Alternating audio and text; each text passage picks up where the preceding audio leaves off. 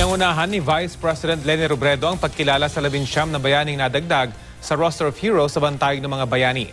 Kabilang sa mga pinarangalan si dating Senate President Jovito Salonga, ang direktor na si Ben Cervantes, at ang namayapang journalist at Inquirer Editor-in-Chief na si Letty Jimenez Magsanok. Nilabanan nila ang martial law gamit ang kanilang mga larangan at kakayahan. Ito ang taunang pagbibigay pugay sa mga martir at bayani ng Bantayog ng mga Bayani Foundation. Dumalo sa seremonya sina Senator at Liberal Party Interim President Kiko Pangilinan, mga dating Senators Rene Sagisag at Wigberto Tañada, DSWD Secretary Judy Tagiwalo at si dating National Democratic Front Chief Negotiator Luis Halandoni.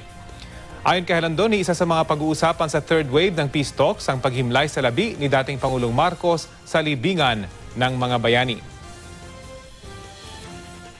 Oh, that will be an issue because hindi naman pwedeng hindi napakinggan itong kahilingan ng mga kabataan at ang sambayanan.